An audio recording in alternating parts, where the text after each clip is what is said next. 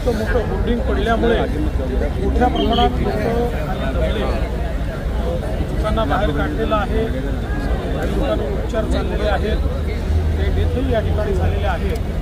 पण अजूनही लोक आतमध्ये असण्याची शक्यता असल्यामुळे आणि पेट्रोल पंप असल्यामुळे अतिशय केअरफुली त्या ठिकाणी कापणे आणि लोकांना बाहेर काढणे अशा प्रकारचं हे रेस्क्यू ऑपरेशन चाललेलं आहे।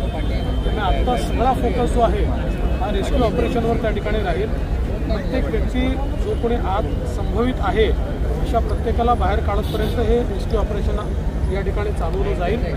पण प्रायमा फेसी अनेक अनियमितता या ठिकाणी दिसत आहेत। माननीय मुख्यमंत्र्यांची चर्चा करून आम्ही या संदर्भात एक उच्चस्तरीय चौकशी देखील सांगितलेली आहे, अनाऊन्स केलेली आहे।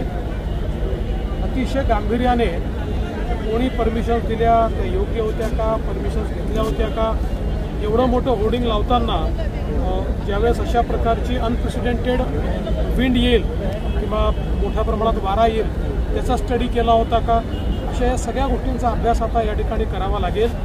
मला अशी देखील माहिती आहे की काही नोटिसेस देखील त्याला सर्व झाल्या होत्या, मग त्याच्यावर का कारवाई झाली नाही या सगळ्या गोष्टी आता या ठिकाणी पाहण्यात येतील आणि या सगळ्या गोष्टीचा अभ्यास करून आवश्यकता असेल तर सदोष मनुष्यवधाचा गुन्हा देखील या संदर्भात दाखल केला जाईल। कारण अशा प्रकारे लोकांचे जीव धोक्यात घालणं हे मला असं वाटतं की कुठेच खपवून घेतलं जाणार नाही। यासोबत माननीय मुख्यमंत्री महोदयांनी मुंबईमध्ये जेवढे मोठे होर्डिंग्स आहेत त्याचं इमिजिएट ऑडिट करण्याचे देखील त्या ठिकाणी आदेश दिलेले आहेत।